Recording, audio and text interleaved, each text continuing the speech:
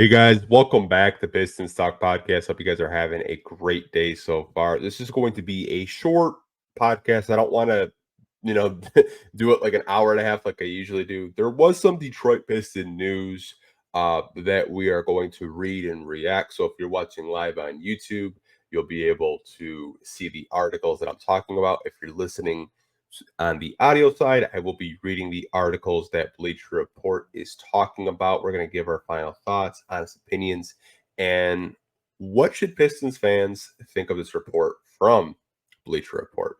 Did not plan those choice of words. They just popped in my head. I'm just going on the fly right now. So I'm going to put the tweet on the screen from NBA Central. Now, this was a tweet from them this afternoon. I'm going to read it for you guys that are watching live and listening on the podcast side, if that's what you rather do when I make these videos. So it says, people around the league have speculated that the Detroit Pistons aren't fully sold on Jaden Ivey per Eric Pinecus. Quote, some around the league speculate that the Pistons aren't sold on Ivey, but there's no compelling reason yet to think he's moved. Instead, Detroit may be looking to move veterans to add younger players and draft considerations.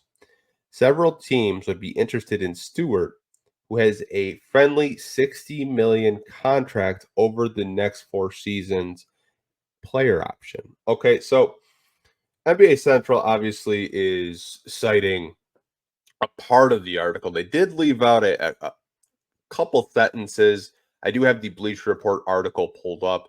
We're going to put that on the screen as well and read that. We're not going to read what we just read that NBA Central is citing from them, but let me get the Bleacher Report article for you guys, put it on the screen, go and read and react to that as well. So give me a couple of seconds to do that real quick.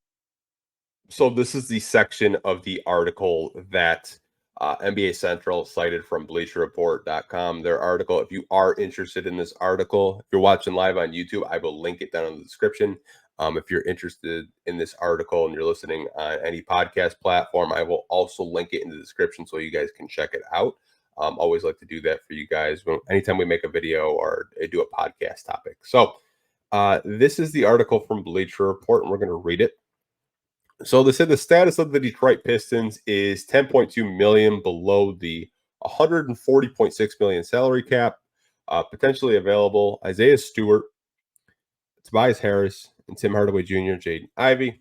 Now we already read the some around the league that the Pistons aren't sold on Jaden Ivey, and players are I should say teams around the league are interested in Stewart because he has a friendly $60 million contract over the next 4 seasons.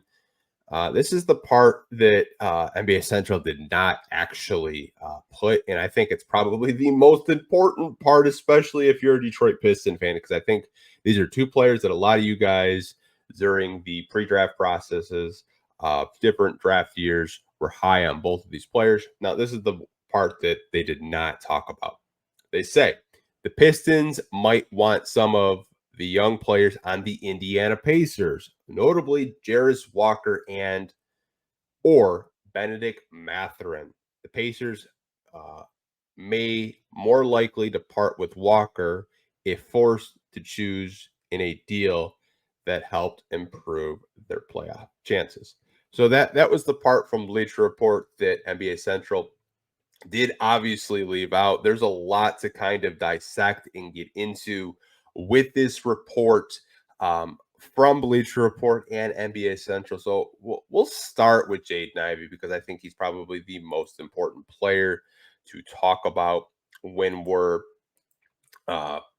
just kind of focusing on this report from them. Now, I've told you guys, I want to say for maybe the last month or so, you're going to see a lot of narratives created this season with Jaden Ivey and or Jalen Duren. Obviously, today's about Jaden Ivey. The Pistons aren't, particularly sold on him.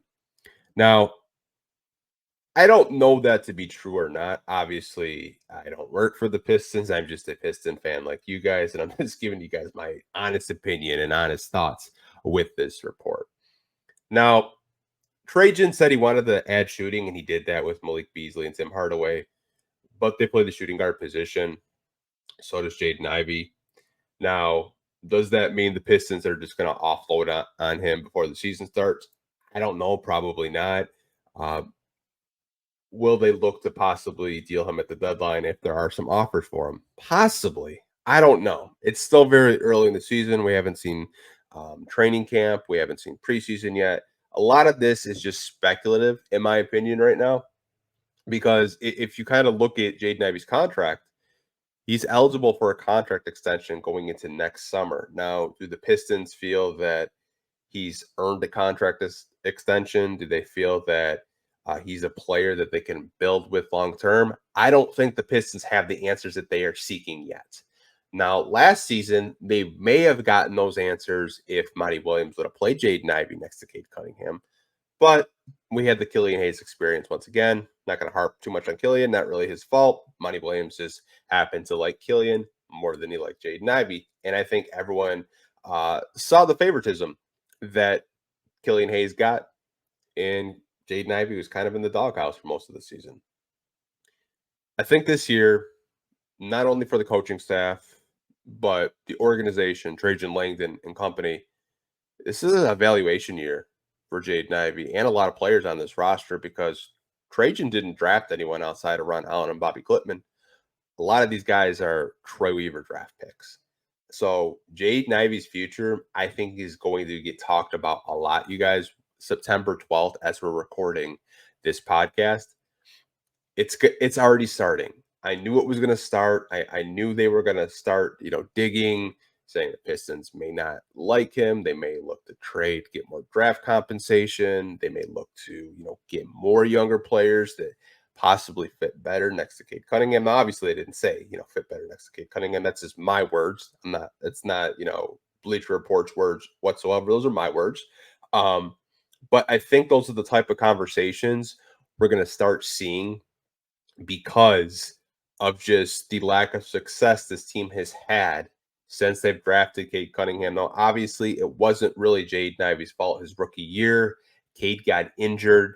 He only got to play 12 games with the guy, and he was forced to play the starting point guard role. Second season, we all thought he was going to start next to Cade, and obviously that did not happen. He was coming off the bench, and the minutes were inconsistent. So Jaden Ivey's time in Detroit has been very strange, to say the least. But I personally don't know. I don't know if they're going to move on from him or not. I think the season will tell us what his future may hold. I'm hopeful that Cade Cunningham and Jaden Ivey can work together in the backcourt. I may be in the minority here, but I think those two could be special. We just haven't really given them the proper amount of time to coexist with each other. And maybe JB Bickerstaff can figure out how to play those two together and put them in the right roles to be successful. I'm pretty confident that he can. I personally am, but that's just kind of my thoughts on the Jaden Ivey report. Now, the second part of the article that I did want to talk about also was Isaiah Stewart. Now, I know Isaiah Stewart is a very polarizing player in the Detroit Pistons community and the fan base. I feel like he is,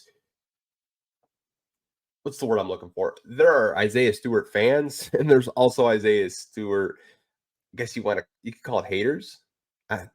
Maybe it's haters. I don't know. I happen to like Stu. My only thing with him and his time here is I feel like he was forced to play out of position.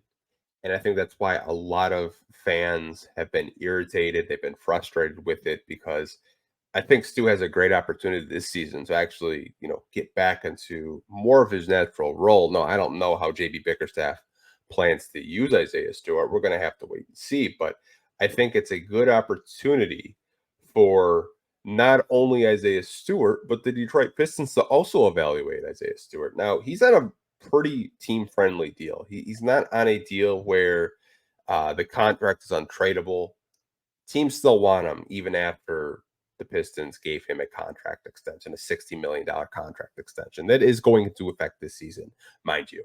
I think there are going to be a lot of contenders looking to possibly trade for Isaiah Stewart. Now, what his value is, I have no idea. Is it a late first round pick? Possibly. Is it a rotational player? Maybe. I don't think it's going to be a low end starter. I think it's probably draft picks and maybe a bench piece, a rotational piece for Stu. I think you're going to see like the Bostons, the OKCs, possibly maybe even Sacramento as possible suitors. It's not reported anywhere. Those are some of the teams I think that would probably be interested in a player like Stu, but um, would not surprise me whatsoever if the team looked to try to move him because he's on an incredibly, I think, fair contract, and I think a lot of teams could use him as an energy big off the bench. His shooting has gotten a lot better since he's gotten drafted here in Detroit.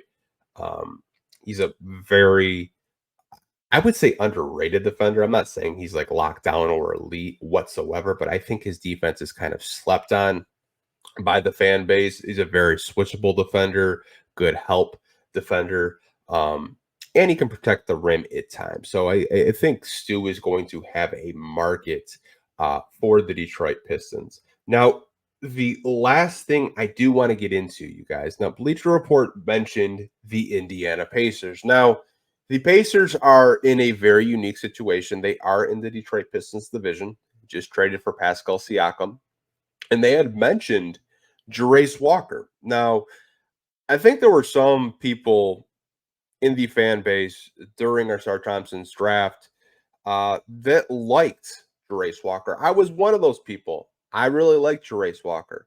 But if you look at the Indiana Pacers and their power forward depth, and that's what Jas Walker plays, I think there's a good opportunity if you're the Pistons and you feel that, Jas Walker could be a player that could fit on this core, fit next to Cade Cunningham and company.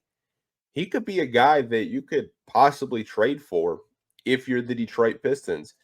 Rick Carlisle has had a history of not really playing younger players. He really leans heavily on his veteran players. And, Jas Walker is going into his second season, spent some time in the G League. I think he's a player that is very intriguing. I would be open to it, but it would, at the end of the day, it would come down to, what the value is for him. What is Indiana asking for him? I don't know those questions. Maybe you guys have opinions on that watching live or listening on the podcast right now. But I think Jas Walker would be a player that I would be very much interested in. At the end of the day, for me, it would just be cost. What would it cost the Pistons to trade for Jas Walker? Now, another player they mentioned, he was the sixth pick in Jaden Ivey's draft. Jaden Ivey was the fifth pick. Bennedict Mathurin. Again, another player that I know a lot of you guys were very high on during the pre-draft evaluations. Bennedict Mathurin is a player that can shoot threes. And I think a lot of us, when we're talking about kind of like the shooting guard position, I think that's the one position right now where, yes, we added some short-term help in Malik Beasley and Tim Hardaway Jr. Bennedict Mathurin is a very interesting player to me because I think he would fit really well next to Cade Cunningham. If you were to start him, he would fit really well off of the bench, and that's kind of what his role has been in Indiana so far, is being a bench player. But he's another player that I'm actually kind of interested in. Again, it goes back to the Jas Walker stuff I was talking about a little while ago. It's like, what possibly could Indiana want for a Bennedict Mathurin? Like, what would the asking price be?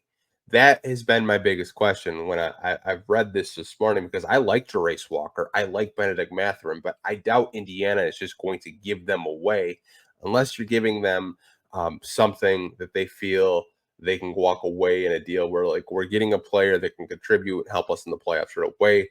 Like Bleacher Report did mention, we're going to hear from our sponsors, though, you guys, and just wrap this podcast up. Want to keep it short and sweet for you guys, but we have to hear from our sponsors over at Factor Meals. You guys, I have to tell you about today's sponsor, Factor Meals. Warmer, sunnier days are calling Fuel up for them with Factor's no prep, no mess meals. Meet your wellness goals in time for summer thanks to the menu of chef meals with options like Calorie Smart, Protein Plus, and Keto. Factor's fresh, never frozen meals are dietitian approved and ready to eat in just 2 minutes. So no matter how busy you are, you'll always have time to enjoy nutritious, great tasting meals. Make today the day you kickstart a new healthy routine. What are you waiting for? With 35 different meals and more than 60 add-ons to choose from every week, you'll have new flavors to explore. Crush your wellness goals this month with dietitian-approved meals and ingredients that you can trust. Make your day delicious from breakfast to dessert. Stay fueled with easy nutritionist options. Treat yourself with restaurant-quality meals that feature premium ingredients like filet mignon, shrimp, and blackened salmon. Keep the kitchen time to a minimum. Factor meals are ready in just 2 minutes. No shopping, prepping, cooking, or cleanup. Now, if you guys go over to factormeals.com/Pistons50 and use code Pistons50, you're going to get 50% off your first box plus 20% off next month. That's code Pistons50 at factormeals.com/Pistons50 to get 50% off your first box plus 20% off your next month while your subscription is active. All right, we are back. Now, I want to kind of give you guys my final thoughts on this reporting. So, with the Jaden Ivey and Isaiah Stewart, I think the Pistons have a good opportunity this season to be a good team. I do. I'm not saying they're going to win 45 games, but I think they're going to be much improved. I think they will shatter the 14 wins this season. I do not think this is a 14-win team. You added veterans that can help you win in Tobias Harris, Malik Beasley, Tim Hardaway Jr., and Paul Reed to an extent. I personally think this will be an improved team. Now, with the Jaden Ivey and Isaiah Stewart, it would not surprise me if Jaden Ivey is moved at the deadline. It just would not. Like I mentioned earlier, there's contract extension talks that the Pistons could possibly have next summer with him.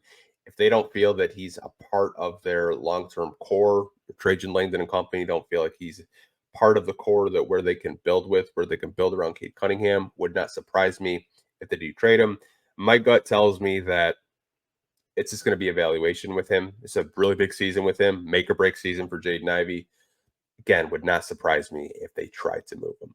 With Isaiah Stewart, I'm kind of 50-50. I think there's a chance he could stay, but would not surprise me if Trajan gets some kind of value for him, whether it's before the season, whether it's at the trading deadline. Would not surprise me if you see his name in trade rumors, because there have been multiple contenders throughout the years that have always called about Isaiah Stewart, the Pelicans being one, OKC, Boston. Teams that go pretty deep in the playoffs, like Isaiah Stewart, they value him as a player. And if you look at the contract, I think it's pretty decent for the type of player that I think these contenders believe, where they could put him in a position where he's more successful and not try to force him just be a stretch big like the Pistons have so far throughout his young, early NBA career. But that's just kind of my final thoughts on this. Be on the lookout, Pistons fans, this year. We're going to be trade rumors for guys like Jaden Ivey, like Isaiah Stewart, and probably others. You never really know. We signed a lot of short-term, 1-year, 2-year deals this summer.